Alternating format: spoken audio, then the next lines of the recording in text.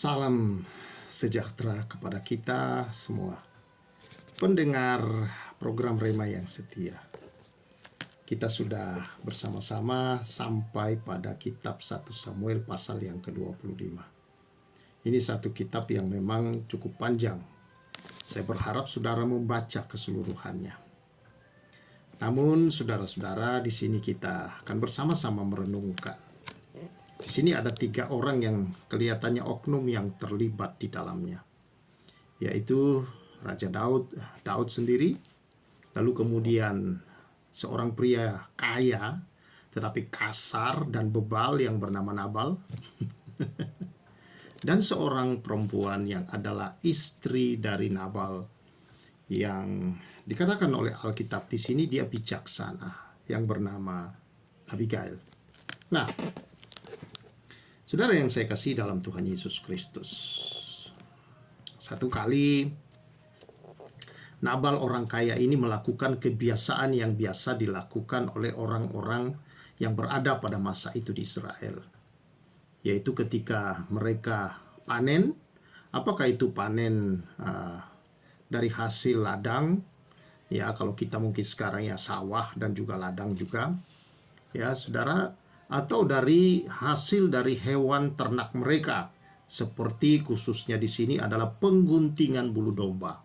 Itu ada masa-masa di mana bulu domba digunting, lalu kemudian itu akan menghasilkan uang yang cukup banyak, karena itu yang dipakai oleh mereka untuk berbagai macam kebutuhan seperti pakaian. Nah, saudara-saudara, ketika Nabal mengadakan ini, maka Daud mengutus 10 orang anak buahnya ke rumah Nabal untuk menyampaikan kepada mereka bahwa selama ini di padang gurun, di padang penggembalaan itu para pasukan Daud bersama Daud itu melindungi daripada gembala-gembala dan binatang-binatang gembalaan mereka yang adalah milik Nabal, sehingga tidak ada satupun yang terluka atau yang hilang dari mereka oleh para perompak-perompak yang sering kali itu terjadi, saudara-saudara. Nah, saudara yang saya kasih dalam Tuhan, ketika mereka sampai dan menyampaikan hal itu, Nabal malah marah, maki-maki mereka dan menyuruh mereka pulang. Saudara bisa membaca di sana, di dalam bagian firman Tuhan, bahwa ketika orang-orang Daud sampai di sana, Nabal menjawab anak buah Daud, "Siapakah Daud?" katanya. Ya, "Siapa anak Isai itu? Masakan aku mengambil rotiku, air minumku, dan hewan bantaian yang kubantai bagi orang-orang pengguntingku untuk memberikannya kepada orang-orang yang aku tidak tahu dari mana mereka datang." Bukan dia tidak tahu betul, saudara. Dia kenal karena Daud. Siapa Daud? Yang telah mengalahkan Goliat yang dielu-elukan oleh seluruh bangsa Israel. Nah, apa yang terjadi, saudara? Daud marah mendengar itu. Daud murka dan meminta pasukannya untuk menyandang pedang, dan jangan biarkan dia berikhtiar untuk tidak membiarkan satu pun, khususnya para pria yang hidup dari keluarga Nabal. Dia akan menghabisi keluarga Nabal. Namun hal itu tidak diketahui oleh istri Nabal yang bernama Abigail. Saudara, seseorang memberitahukan kepada Abigail apa yang dilakukan Nabal. Lalu kemudian bersiap-siaplah Abigail. Dia berharap bahwa dia bisa menemui Daud sebelum Daud sampai ke rumahnya. Dia menyiapkan semua keperluan yang kira-kira dibutuhkan oleh Daud dan bersama para pasukannya itu, dan memberikan kepada mereka apa yang menjadi kebutuhan. Inilah seorang wanita yang bijaksana, saudara-saudara. Di sini kita melihat bahwa kemudian Abigail dikatakan melihat dalam firman Tuhan, ya, ketika perempuan itu dengan menunggang keledai turun dengan terlindung oleh gunung, tampaklah Daud dan orang-orangnya turun ke arahnya, dan perempuan itu bertemu mereka. Daud tadinya telah berkata, "Sia-sialah aku lindungi segala kepunyaan orang ini di padang gurun, sehingga tidak ada sesuatu pun yang hilang dari segala kepunyaannya. Ia membalas kebaikanku dengan kejahatan." Beginilah kiranya Allah menghukum Daud, bahkan lebih lagi daripada itu jika kutinggalkan hidup sampai pagi seorang laki-laki saja pun dari semua yang ada padanya. Ketika Abigail melihat Daud, segeralah ia turun dari atas keledainya lalu sujud menyembah di depan Daud dengan mukanya sampai ke tanah. Kita melihat satu sikap wanita yang penuh hormat. Dia menghargai, dia begitu menghormati Daud. Yang pada masa itu walaupun dia seorang pelarian, tetapi dia tahu bahwa Daud adalah seorang yang dikejar bukan karena dia bersalah, tetapi karena iri hati daripada Raja Saul. Dan dia tahu betul, saudara-saudara, dalam kalimat-kalimat berikutnya bahwa Daud ini akan menjadi seorang raja, dia seorang pahlawan yang telah menyelamatkan bangsa mereka dari tangan orang-orang Filistin yang selama ini selalu menindas dan menjajah mereka. Dan dia menemui Daud dan sujud. Ini sikap yang sangat indah pada diri Abigail. Sikap hormat, sikap tunduk, saudara. Bahkan dikatakan di sana, dan dia menganggap dirinya dalam ayat 27, oleh sebab itu pemberian yang dibawa kepada Tuanku oleh budakmu ini. Dia bersikap sebagai seorang hamba. Dia punya hati yang menghamba. Dia punya kerendahan hati. Dia punya hati, saudara-saudara, yang rela berkorban untuk keutuhan keluarganya. Dia tidak ingin keluarganya binasa. Dia tidak ingin saudara-saudara keluarganya mengalami hal-hal yang buruk, yang tidak baik. Ini sikap yang luar biasa yang pernah ditunjukkan oleh Sarah terhadap Abraham. Dalam Galatia dikatakan bahwa Sarah menyebut Abraham tuanku. Hal yang sama dilakukan oleh perempuan ini, dan dua perempuan itu dianggap oleh firman Allah sebagai perempuan yang bijak. Luar biasa. Yang perlu dibelajar oleh para wanita-wanita atau perempuan-perempuan di dalam Tuhan.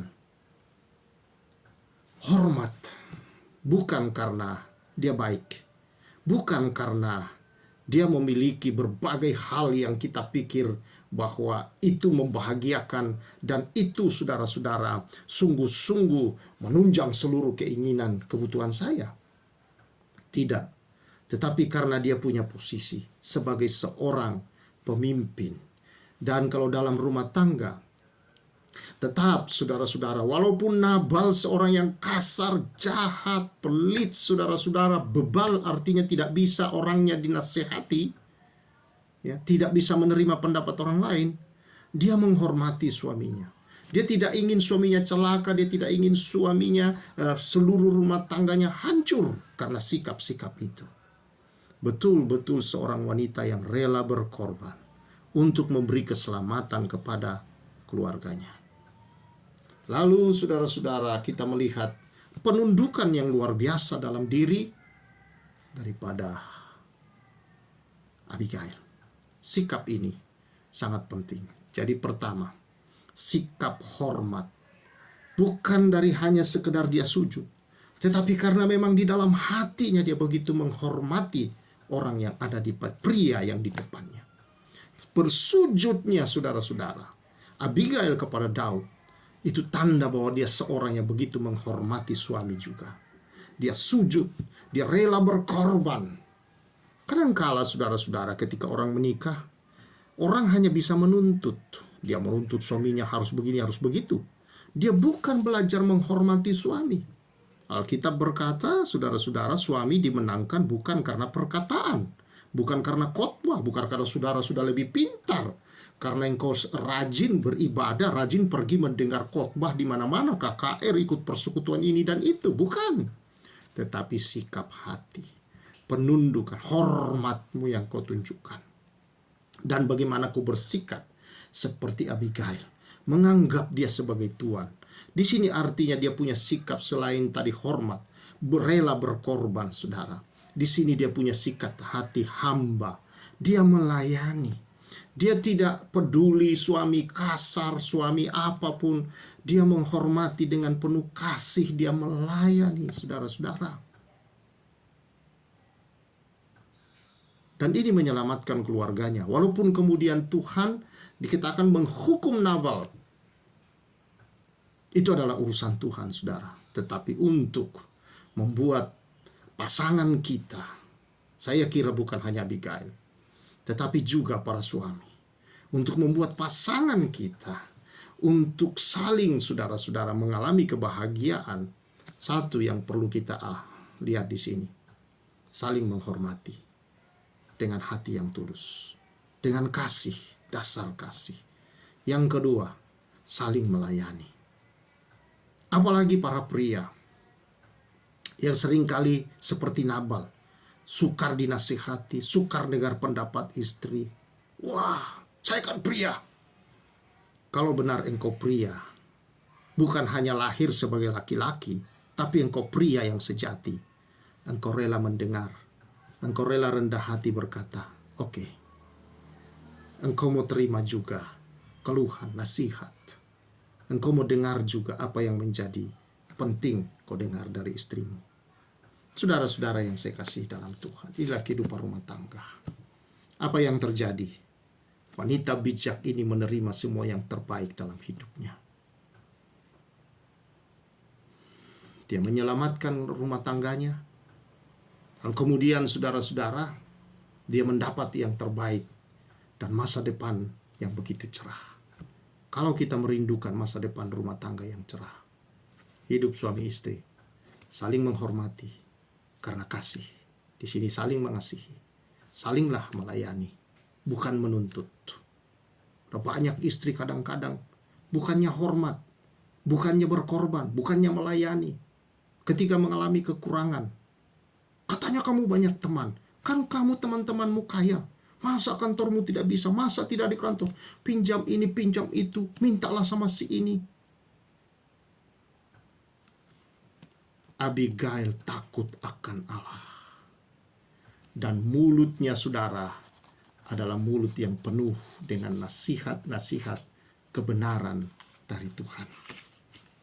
Ada firman Tuhan berkata begini. Amsal 11:22. Seperti anting-anting emas di jungur babi, demikianlah perempuan cantik dan tidak susila. Ya, yang hanya dia pikir, saudara-saudara, dari kecantikannya dia adalah untuk dirinya sendiri. Pasal 25 ayat 11 dari Amsal berkata, perkataan yang diucapkan tepat pada waktunya adalah seperti buah apel emas di pinggan perak. Hati-hati dengan perkataan. Perkataan Abigail begitu saudara-saudara diurapi oleh Tuhan. Perkataan yang lahir dari kasih, pengorbanan hati seorang hamba yang mau melayani, menyelamatkan Daud. Dan karena dia menyelamatkan Daud dalam tanda petik, saudara, maka itu berarti menyelamatkan seluruh bangsa Israel. Karena Daud ini akan menjadi raja. Kalau dia gagal di sini, dia membalas dendam, dia tercemar. Kita tidak tahu apa yang terjadi selanjutnya. Kemungkinan dia akan mendapatkan penghukuman keadilan dari Tuhan pada masa itu. Dan ini tidak baik reputasi Daud ke depan. Tetapi saudara-saudara, mulut yang bijak itu menyelamatkan bukan hanya diri daripada Abigail sendiri, menyelamatkan keluarganya, tetapi mendatangkan masa depan bagi Abigail dan rumah tangganya ke depan. Menyelamatkan sang raja itu sendiri, saudara, yaitu Daud. Dan bukan hanya itu, menyelamatkan seluruh bangsa Israel. Bahwa kemudian Daud naik menjadi raja tanpa celah. Benar-benar, saudara, dia seorang yang diangkat oleh Tuhan dengan hati yang bersih. Saudara-saudara yang saya kasih, khususnya para perempuan, karena kita belajar Abigail, jadilah wanita-wanita yang penuh kasih, yang beres dengan dirinya bersama dengan Tuhan, dan yang mau melayani, bukan menuntut. Miliki perkataan-perkataan yang membangun. Jangan ketika kekurangan, jangan ketika suami masih lelah pulang, kita bombardir dengan berbagai macam perkataan. Kadang-kadang juga ada yang kedengarannya rohani, keluar ayat, keluar ini itu. Tetapi itu tidak menyembuhkan, saudara. Itu semua akan meruntuhkan kalau tidak tepat waktu. Dikatakan yang tepat waktu seperti apel emas di atas pinggan yang mungkin dibawa ke hadapan seorang raja. Itulah Abigail. Para pria, jangan seperti Nabal, yang bebal, yang tidak bisa mendengar, yang tidak bisa dinasihati, yang selalu emosi, yang selalu dengan kata-kata yang kasar menyakiti rumah tangga sendiri, yang selalu dengan pukulan-pukulan. Bertobat hari ini, mari kita para suami, para pria, untuk menjadi seorang pria yang sejati. Bukan otot yang dibutuhkan pria sejati, tetapi hati yang penuh kasih, penuh pengorbanan, dan hati yang melayani menjadi teladan bagi keluarganya. Kiranya kebenaran ini, saudara-saudara, memberkati kita semua untuk terus berjalan bersama dengan Tuhan. Dan keluarga diberkati oleh Tuhan. Keluarga kita adalah keluarga yang bahagia, keluarga yang memancarkan terang, keluarga yang memancarkan kasih Kristus, karena semua di dalamnya berjalan di dalam kasih. Mari kita bersyukur. Terima kasih Bapa. Aku berdoa setiap keluarga-keluarga diberkati menjadi terang, karena setiap suami tidak bebal, dan juga para istri bijaksana dalam tindakan dan dalam perkataan, karena hati setiap suami dan istri telah mengalami Kristus Yesus Tuhan. Demi nama Yesus kami bersyukur. Amin. Kiranya keluarga-keluarga kita adalah keluarga yang bercahaya seperti bintang-bintang di langit dan bintang-bintang di dunia ini, saudara. Menjadi selebriti-selebriti yang menjadi panutan, menjadi teladan, idola bagi banyak orang. Dan nama Tuhan dimuliakan. Haleluya. Tuhan memberkati kita semua. Saya Pastor Samuel menyampaikan salam restorasi.